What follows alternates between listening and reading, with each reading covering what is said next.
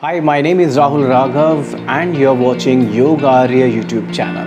This channel is dedicated to yogaarya.com और आज हम लोग बात करेंगे डायबिटीज़ बीमारी के ऊपर।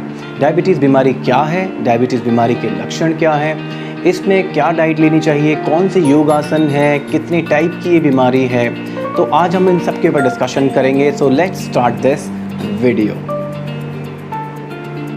तो सबसे पहले जानते हैं डायबिटीज़ है क्या। तो डायबिटीज़ को जानने से पहले हम ये जानेंगे कि डायबिटीज़ बेसिकली है क्या और कैसे होती है। तो डायबिटीज़ को हिंदी में कहते हैं मधुमेह। मधुमेह यानी कि मधु मतलब मीठा, तो जब और शुगर यानी कि शर्करा, जब आपकी बॉडी में शुगर लेवल जो है बढ़ जाता है तो उस अवस्था को कहते हैं आपकी बॉडी में ब्लड शुगर का बढ़ना।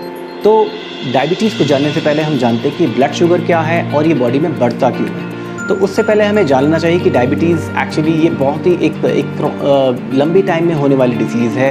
कई बार ये क्या होता है कि फैमिली में आपके हिस्ट्री में आपके पेरेंट्स को किसी को थी तो उनसे फिर आपको भी ये हेरिडिटरी ये प्रॉब्लम आपको आ जाती है। तो सबसे पहले जानते हैं कि डायबिटीज़ में जो दो मुख्य कारक हैं, पहला इंसुलिन और दूसरा आपका जो है ब्लड शुगर, ये किस तरह से काम करते हैं। ये दो मुख्य चीज़ें अगर आपने जान ली तो आप समझ पाएंगे कि आपकी बॉडी में डायबिटीज़ या शुगर लेवल या ब्लड शुगर लेवल आपका क्यों बढ़ता है, जिसके कारण आपको जो है ये डायबिटीज़ होता है। तो इंसुलिन की अगर हम बात करते हैं तो इंसुलिन एक हार्मोन है जो आपकी पैनक्रियाज जो कि आपके स्टोमक के बिल्कुल नीचे हो, जिसे हिंदी में अग्नाशय कहते हैं। आपकी जो पैनक्रियाज, जब आपके पैनक्रियाज से जो है वो हार्मोन्स का निकलना बंद हो जाता है, आपकी बॉडी इंसुलिन बनाना बंद कर देती है, तब आपको जो है बॉडी में ब्लड शुगर बढ़ने लगता है। उसका रीज़न ब्लड शुगर बढ़ने का, क्योंकि आप जैसे समझिए, आप जब भी कुछ खाते हैं तो उससे आपकी बॉडी में क्या बनता है, ग्लूकोज यानी कि शुगर, ठीक है, जिससे कि आपकी बॉडी को आपको एनर्जी मिलती है। आपके सेल्स में ग्लूकोज जाता है, आपके बॉडी सेल्स में जाता है, आपको एनर्जेटिक फील होता है। तो ये ग्लूकोज को सेल के अंदर पहुंचाता कौन है? छोटे छोटे सेल्स होते हैं बॉडी में, बहुत छोटे छोटे सेल्स भी होते हैं, बहुत बड़े भी सेल्स होते हैं थोड़े बहुत। तो आपको जो है ये उन सेल्स तक की जो चाबी है, जैसे कि ताले को खोलने के लिए आपको एक घर के अंदर जाना है तो उस घर का ताला खोलना होगा और ताले को खोले बिना आप अंदर नहीं जा सकते। तो वैसे ही डायबिटीज़ के केस में जब आपका जो शुगर है, आपके शुगर को आपके सेल्स के अंदर ले जाने का काम करता है आपका इंसुलिन नामक हार्मोन।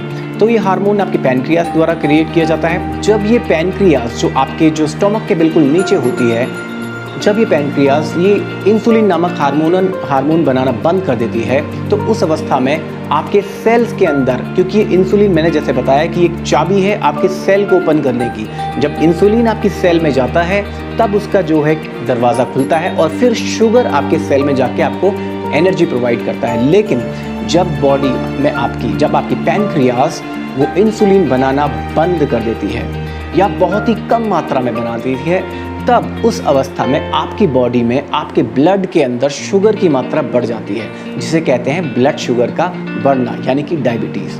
तो अब इंसुलिन नहीं बनती है या बहुत कम बनती है, तो इस केस में क्या होगा कि इसके दो टाइप्स आगे आपको देखने को मिलेंगे। इसी का आधार पे इस बीमारी को दो भागों में बांटा गया है। पहला है इंसुलिन डिपेंडेंट टाइप 1 और दूसरा है नॉन इंसुलिन डिपेंडेंट डायबिटीज़। इसका मतलब है कि यदि आप इंसुलिन लेते हैं, इंसुलिन आप बाहर से इंजेक्ट करते हैं, आपको इंसुलिन की ज़रूरत पड़ती है, आपकी बॉडी में उतना इंसुलिन नहीं बनता है, तो ये इंसुलिन डिपेंडेंट डायबिटीज़ है। और दूसरा नॉन इंसुलिन डिपेंडेंट, आपकी बॉडी में इंसुलिन आपका जो अग्नाशय है, जो पैनक्रियाज है, अग्नाशय है, आप पैनक्रियाज को अग्नाशय कहते हैं हिंदी में।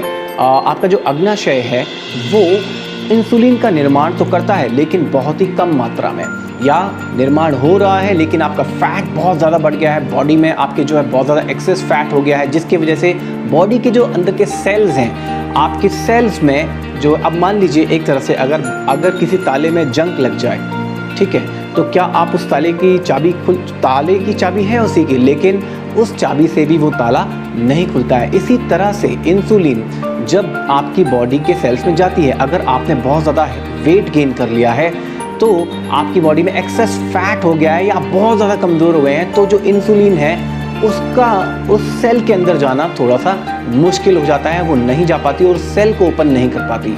अब उसके फलस्वरूप होता क्या है, उसका रिजल्ट ये होता है कि आपकी बॉडी में जब सेल आपकी खुलेंगे नहीं तो उसके अंदर शुगर जाएगा नहीं, जिसके कारण से क्या होगा, आपकी ब्लड के अंदर शुगर की मात्रा बढ़ जाएगी। और जब आप टेस्ट करते हैं तो आप देखते हैं कि आपकी बॉडी के अंदर, आपके ब्लड के अंदर जो है शुगर की मात्रा बढ़ी हुई है। तो ये था डायबिटीज़ के बारे में। डायबिटीज़ बेसिकली है क्या, कितने टाइप की है, मैंने आपको बताया दो टाइप्स की हैं। अगर आप बाहर से इंसुलिन लेते हैं तो उसको कहते हैं इंसुलिन डिपेंडेंट डायबिटीज़ टाइप 1, और टाइप 2 होता है नॉन इंसुलिन डिपेंडेंट डायबिटीज़। तो आइए अब आगे चलते हैं और आगे देखते हैं कि डायबिटीज़ तो अब हो गई है, लेकिन अब इसको कंट्रोल कैसे किया जाए, हम नेचुरल तरीके से डायबिटीज़ को किस तरह से कंट्रोल कर सकते हैं, योग आसन के माध्यम से कैसे हम इस बीमारी पर कंट्रोल कर सकते हैं, और इसे हम क्योर भी कर सकते हैं। कई लोगों ने इसको क्योर किया है। तो इसके 3 तरीके हैं।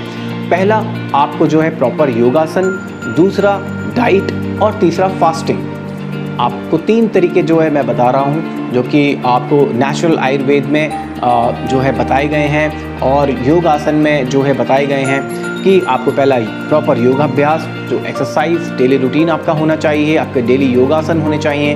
दूसरा, आपकी डाइट, जो आपकी प्रॉपर डाइट ले रहे हैं, जिससे कि आपकी बॉडी में शुगर लेवल ऑलरेडी बढ़ा हुआ है, तो आप उस शुगर लेवल को कंट्रोल करें। आप ज़्यादा जो है शुगर इनटेक करेंगे तो शुगर और आपका बढ़ जाएगा। तो उस केस में आपको डाइट क्या लेनी है, किस तरह से अपने बॉडी के शुगर लेवल को मैनेज करें, मेंटेन करें। और तीसरा, फास्टिंग। तो आपको फास्टिंग करनी है, फास्टिंग कब करनी है, कैसे करनी है, इसके बारे में हम लोग आगे डिस्कस करेंगे।